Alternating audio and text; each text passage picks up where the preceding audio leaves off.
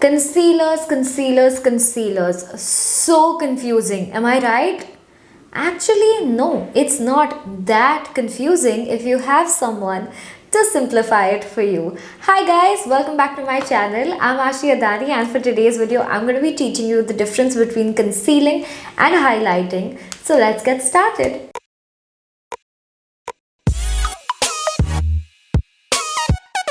Alright, so I'm going to tell you a little bit about what's going on my face right now. Firstly, I've gotten some peach color corrector around my eyes because that's where my darkness is. So obviously you want to cancel it before using any kind of concealer because it will peek through or it will end up making your concealer look grey or black.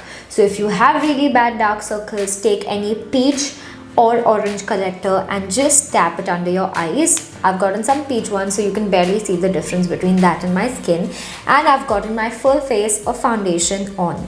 That's it. I've also prepped my skin. I have oily skin, so I'm going to be linking a video here. If you don't know how to prep your skin before going on with makeup, you can check it out.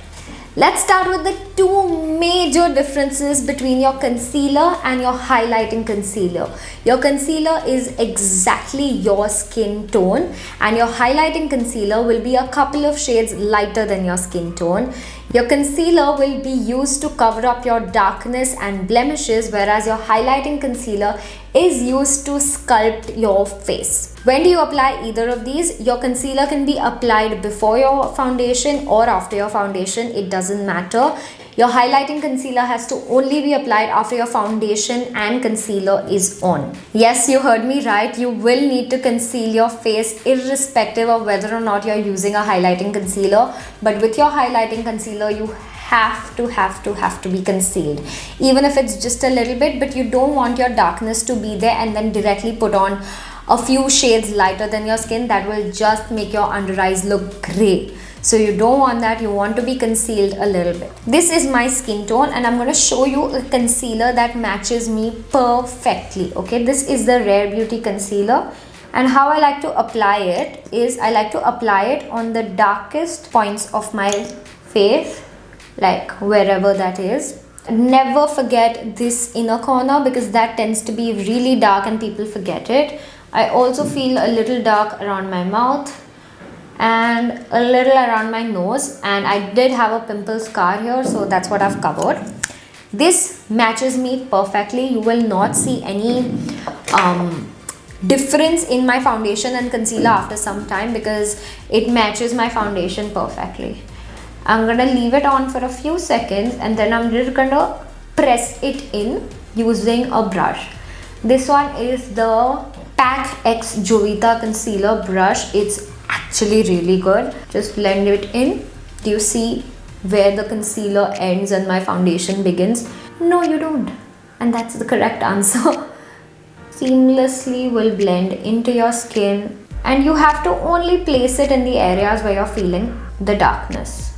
Just blended it in. This looks one color. Obviously this looks much darker because it's not concealed, but it does not look lighter around my eyes or my mouth where we use the concealer. This is a plain canvas that we've created using the concealer. Now let's swatch this on my hand. So this is a good standard of knowing what my face shade is. This is what my face shade is. I was using the Rare Beauty concealer, by the way. Now let's see some highlighting concealers. I have the Fenty Beauty one, which is right next to it, which is, as you can see, a couple of shades lighter than the Rare Beauty one. I've gotten this one from Maybelline, which is the Instant Age Rewind Concealer. Let's swatch that next. That again is even lighter than the Fenty Beauty one, but you can see it's much lighter than the Rare Beauty one. I've gotten this one from L'Oreal Infallible. Again, this is a highlighting concealer. It's quite light. Now that we know how light your highlighting concealer has to be, I'm gonna put a little bit of concealer that matches my skin on my face first, exactly where we applied previously.